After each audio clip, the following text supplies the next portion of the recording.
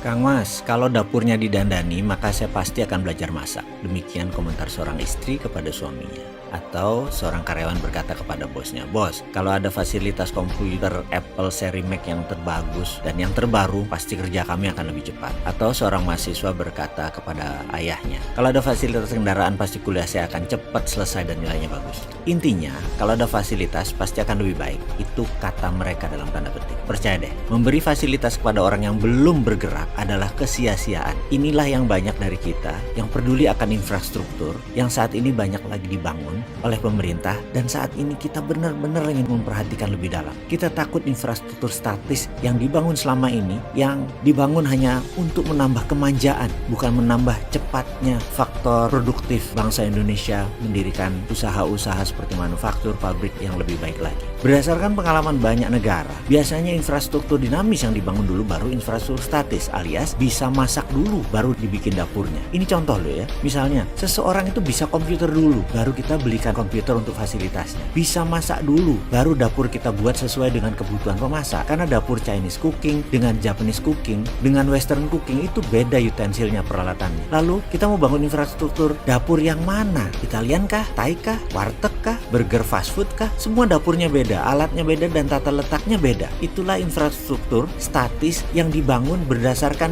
kedinamisan alat-alat dapur tadi. Ada baiknya kita ke depan membuat rencana kerja nasional lebih detail lagi. Membangun itu gampang, mengisi yang paling sulit. Statis itu gampang, dinamis yang lebih sulit. Membangun program berlapis 10 layer dan pakai swasta sebagai pendorong 80% geraknya, itu lebih dinamis daripada membangun infrastruktur sekarang. Jadi gunakan swasta itu lebih lincah, lebih murah, dan lebih cepat. Sekali lagi, platform bernegara harus dengan fondasi yang sama, yaitu kita harus punya arsitek ekonomi, arsitek pertahanan keamanan, dan semua gartra bernegara ada arsiteknya. Hanya sekedar mengingat ya, dulu di zaman Orba dibangunlah infrastruktur statis yang namanya THR, Taman Hiburan Rakyat. Untuk hiburan rakyat ada di 25 kota. Namun yang bertahan hingga 15 tahun hanya 2. Mengapa bisa bertahan sementara yang lainnya sepi? Yang bertahan itu hanya di kota, 1 Solo, 2 Surabaya. Kenapa sekali lagi hanya Solo dan Surabaya? Karena di THR Solo dan Surabaya ada Sri Mulat. Tapi kita tahu bahwa kemudian THR kalah dengan televisi swasta di mana Sri Mulatnya diboyong ke TV. Jadi sekali lagi, infrastruktur dinamis itu penting. Atau ada lagi, kita tahu tentang infrastruktur statis. Goyangnya bisnis net TV yang terbaru padahal didukung dengan teknologi HD yang